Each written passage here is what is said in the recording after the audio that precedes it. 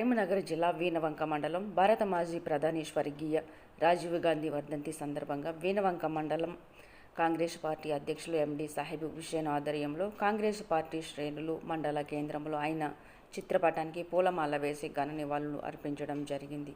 ఈ సందర్భంగా ఎండి సాహెబ్ హుస్సేన్ మాట్లాడుతూ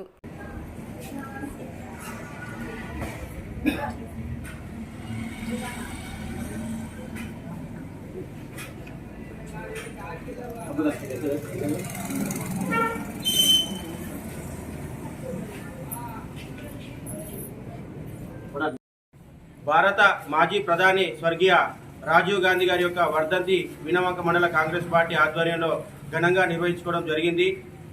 వారు చేసినటువంటి సేవలు కాంగ్రెస్ పార్టీకి ఎనలేని.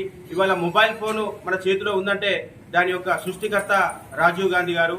నిజంగా పేద బడుగు బలహీన వర్గాలకు అనేక సంక్షేమ పథకాలు ప్రవేశపెట్టినటువంటి ఘనత, అతి చిన్న వయసులోనే ప్రధానమంత్రి అయి దేశం కోసం తన ప్రాణాన్ని త్యాగం చేసినటువంటి మహానీయమైన వ్యక్తి రాజీవ్ గాంధీ గారు. నేడు వారు మన మధ్యలో లేకపోవడం చాలా బాధాకరం. వారు లేకున్నట్టు వారి యొక్క ఆశయాలు ఈరోజు మన మధ్యలో తిరుగుతున్నాయి. వాటిని మనం ఇంకా ప్రజల్లోకి తీసుకెళ్లాల్సిన అవసరం ప్రతి కార్యకర్త పైన ఉంది. రేపు 2024 జూన్ 4వ తారీఖు తర్వాత వారి యొక్క కుమారుడైన రాహుల్ గాంధీ గారు భారత ప్రధాని కాబోతున్నారు. వారికి ఈ సందర్భంగా వీణవంక మండల కాంగ్రెస్ పార్టీ పక్షాన శుభాకాంక్షలు తెలియజేస్తూ నాకు ఈ అవకాశం ఇచ్చిన పెద్దలకు ధన్యవాదాలు తెలియజేస్తున్నాను. Thanks for watching. For more updates subscribe to my channel. చూస్తూనే ఉండండి మరెన్నో అప్డేట్ కోసం ASN 24 ఛానల్.